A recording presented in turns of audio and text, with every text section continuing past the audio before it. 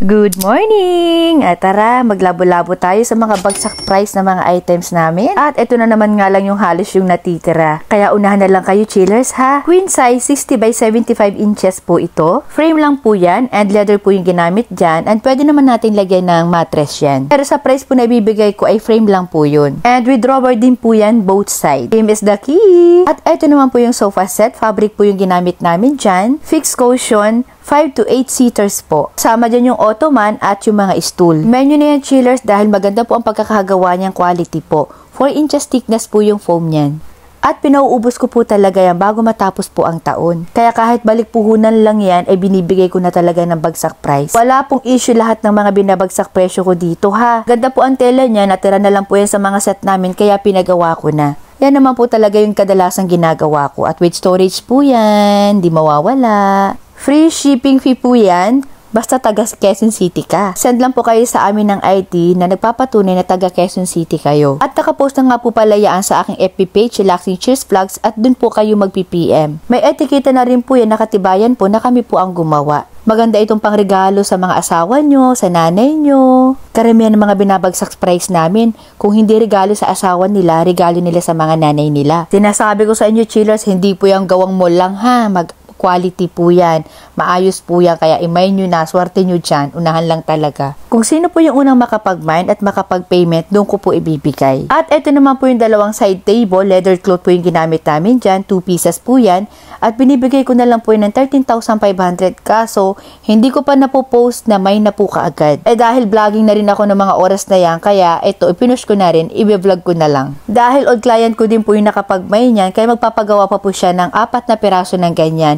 At bali taga Isabela po sila, kaya sa mga gustong magpasabay or gustong magpa-ocular, going to Isabela or madadaanan po kayo papuntang Isabela, PMS Daki. Sayang po ang shipping fee. Malaki po ang maliles ninyo. Ibiyahe po kami dyan by February po or March. May biyahe rin po kami dyan ng May. Sa Pangasinan naman po, February andyan po kami. Kaya PMS Daki po. At ito naman po yung dalawang accent chair. Leather din po yung ginamit namin dito at napakaganda niyan, chillers. Pwede po yan sa mga kwarto ninyo. Pang-accent din po yan sa mga dining set ninyo. Pwede nyo dulo sa dulo. Nanay at tatay lang yung uupo. Quality yan, chillers, kahit pa malaking taong umupo dyan, carry. At binibigay ko na lang po yan sa halagang 15,000 pesos yung dalawa. 12,500 po ang isa niyan. Ang laki na po na naitipid ninyo. At ayan, agad-agad ko nga pinabalot yung iba dyan, pati yung mga ibang naman, dahil ibibiyahe po ng Marinduque po yung iba dyan. At ito nga po yung mga set na ginagawa namin ngayon. Sobrang sikip na rin po dito sa gawaan namin, dahil may mga nahol po talaga na mga items. Kaya para-paraan na lang din kahit medyo masikip na po dito sa gawaan namin at hanggang second floor po yan. Ito naman po, ibibiyahe rin po namin yan ng Bulinaw, Pangasinan. Mga accent chairs po yun at nagpadagdag pa nga po si Ma'am Sexy. Shout out po kay Ma'am Beth. Bali magiging 6 na yung accent chair nila. Ayan, mga sofa para sa Mansa Cainta Rizal. At karamihan po talaga na nagpagawa sa amin ngayon 2024 ay mga old clients ko. Yung mga ibang gumagawa po ay hindi ko nakinunan dahil maingay po mga nagkakat kasi sila dyan. So isi-share ko sa inyo yung mga may-ari ng mga set na to na mga nag-hold po. Mamaya kapag umakyat na ako sa taas. Yun po talaga ang magiging content ko ngayon. Nagbigay pa po ako sa mga workers ko ng tig 1,000 pesos kada katapusan ng sahod nila para lang po matapos po ng maayos yung mga set ninyo. At katulad nga nito, iaakit muna ito sa taas dahil nahihirapan din po kasi yung ibang gumagawa kapag punong-puno po dito sa baba namin. Kaya sa mga nagpa-hold po, sana po ay January ay ma-deliver na rin po namin yung mga set ninyo. At yung yellow na yan, sa Pabiyang Pangasinan naman po yan. Kaya PMS Daki po sa mga gustong sumabay para kahit pa paano may mga time pa po tayo para maihabol po yung mga set ninyo. Dami po niyan hanggang doon sa dulo ng walang hanggan, char. May mga pambagsak price pa po ako dyan kaya hindi ko na po maipababa sa mga tao dahil pagod na rin po. Yung sopa na yan, ibabagsak price ko din po yan soon, pero yung kumot hindi na po kasama yan. At may share ako sa inyo. So, chillers, lipstick muna tayo. BL? Yung ba ang basa dito? BLK. BLK pala. DKL. Ang ganda oh. Konti na nga lang eh. Mga nakita yung clip kanina, yun yung mga pinagkakaabalahan namin na mga set. At hindi ko na po i-mention kung kani-kanino po mga set yun. Uy, nagkakamot ka dyan. Baka sabihin ko tuwin ka. I-share ko lang, chillers, yung nararamdaman ko, yung mga pinagdadaanan namin ngayong peak season. Dahil kung napansin nyo naman po sa mga previous vlog ko, madalas ko po sinasabi sa inyo na iba po talaga yung galawan namin kapag peak season or per month. Sobrang busy po, halo-halo na kahit may mga order, nasi-short kami sa budget, nadidistract ako sa may likod ninyo. Tingnan nyo muna. Yan yung likod ninyo. Oo, masarap. Masarap naman. So, kaya andito kami tatlo ngayon sa kwarto. Nag-uusap-usap kami kung anong gagawin namin.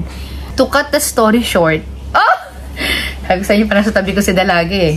Nag-uusapan namin kung anong pwede namin gawin. Kasi, ang totoo talaga niyan, nabibitin po talaga kami ngayon sa budget. Inubos namin yung hawak namin doon sa mga set na ginagawa. Dahil meron pong mga kliyente na nag-down po ng wala pang 50% kasi nakiusap sila. Tapos yung iba naman po, wala talagang down dahil old client ko na po. Yung iba naman, new client, na may tiwala po ako. Kumbaga, pinus talaga namin na matapos po yung set bago mag-December 25 or bago po mag-January. Kaya lang po, marami po ang nag-hold sa kanila. Wala naman po nag-cancel, hinold lang. Sa kanya-kanya pong dahilan. Marami po sila, so hindi ko na may mention. Isinishare ko lang po ito para sana hindi maulit.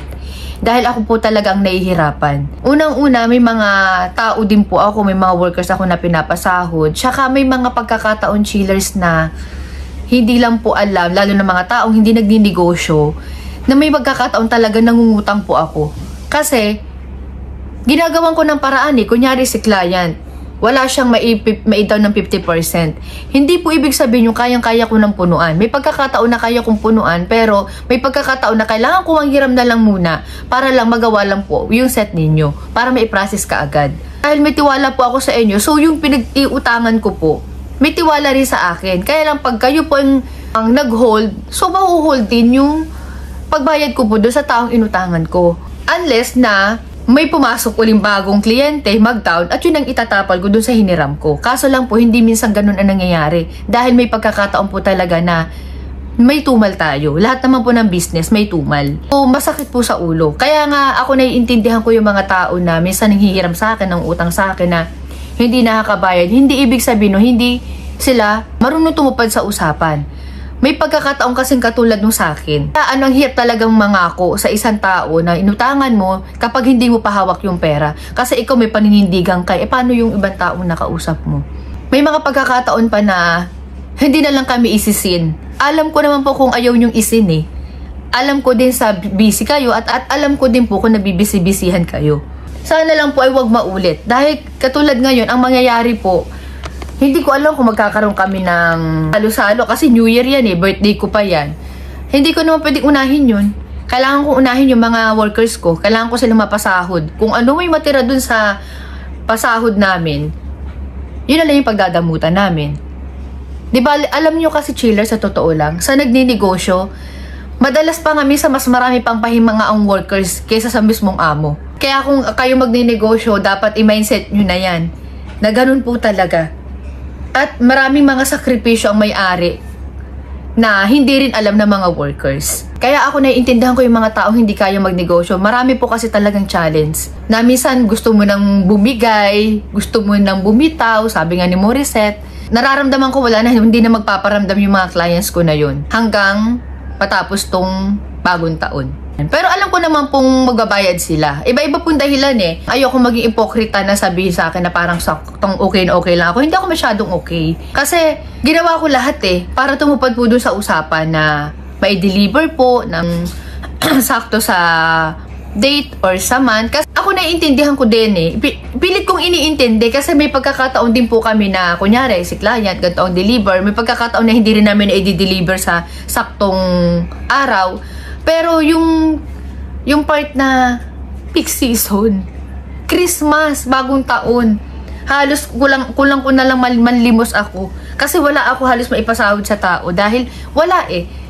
Ibinuhos ko lahat sa materials or sa items.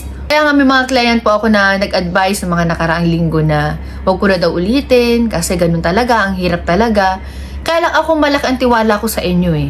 Lalo-lalo na sa mga old clients ko. Kaya nga po may ibang mga kliyente ako nitong nakaraang buwan na kahit old client ko sila, naghihingi pa rin po talaga kami ng down payment.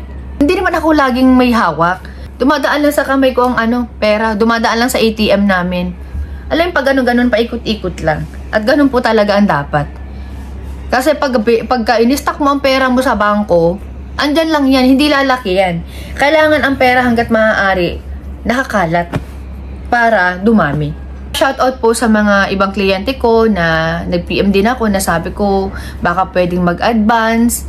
Nahihiyaman ako pero wala akong mas nahihiya ako na wala akong maipasahod sa mga workers ko. And to be honest, chillers, itong 2024 namin ay mas marami pong tumal kumpara nung 2023. At marami po akong challenge na pinagdaanan nitong 2024 kesa noong 2023. Pero ganoon naman talaga, hindi naman po pwede na hindi ka mamamali sa lahat ng bagay, sa relasyon, sa business. Hindi pwedeng hindi ka masasaktan o madadapa kasi lalo kang hindi matututo.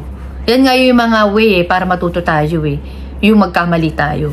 Pero yung iba naman po, pinahold yung pag-deliver pero pinulpaid naman nila at nasa 3 kliyente ko po yun. Salamat sa inyo kasi kumusa po talaga sila. Kasi alam naman nila, may mga business din po kasi sila. Kung ikaw nagbi-business, makaka-relate ka talaga sa akin. Kasi tapos naman na yung items so hindi lang talaga pwede pang i-deliver. Nung Christmas, para-paraan na lang talaga ako. At alam ko rin na nanonood dito ang isa sa mga nahiraman ko. Sabi ko nga nung mga nakaraang taon, 2021, 22, na ako talaga ayoko ng utang. Ayoko ng utang at wala akong utang. Pero ngayon, hindi talaga may iwasan. Minsan dahil din sa ibang tao, kaya ka nagkakaroon ng utang. Sa mga tao na nag-iisip sa akin na hindi ako masasaidan, ang dami kong gustong i-advise sa inyo. Comment down below kung gusto nyo, kung meron kayong gustong pasukin na business, i-comment nyo lang po dyan kung gusto nyo magbigay ako ng tips kung paano mag-business, ano yung mga pagdadaanan mo, paano i-handle yung tao. Lagi nyo lang pong tatandaan, nagbi-business ka o empleyado ka man, nasa sarili mo kung paano mo iaangat yung buhay mo. Wala po yan sa amo, nasa iyo yan mismo. Parang ako, parang ang itay, ano lang yan, nag-start lang yan sa 40 o 60 pesos. May mga naririnig ako na pailan-ilan na pag umangat yung amo, umangat yung mga tao. Ha? Ganun ba yun? Para sa akin, hindi. Kahit pa parehas tayo ng kinikita, empleyado ka man or ako amo mo, at kung hindi ka naman marunong mag-handle lang sa kinikita mo, kahit pa 1 milyon, 1 oras ang kinikita mo, hindi yan lalaki. Nasa diskarte mo yan, nasa talent mo yan, kumbaga. So, yun lang, chillers, and ay, hirap ng ganito, wala kang hawak. Ay, nako. Ayoko pa naman sa lahat yung nanghihiram ako ng bagong taon. Ang gusto ko nga hanggat maaari bago bumutok ang bagong taon, tapos lahat ng bayaran. Kaya lang, ganun talaga siguro. Ayan, so thank you na lang din po sa mga nagpaubaya sa akin, sa mga nagtitiwala sa akin, mga nahiraman ko. Quits na tayo. Huwag nyo nang akong singilin. Pati tuloy nahiya tuloy ako kasi syempre kailangan din nagamit din nila yung pera dahil yung mga nahiraman ko chillers, mga negosyante din po. Ayan. Anyway, okay naman na yung mga items ng mga client namin. So by January, sana po ay huwag nyo naman patagalin. Nakikiusap po ako sa inyo. Short po talaga ako ngayon.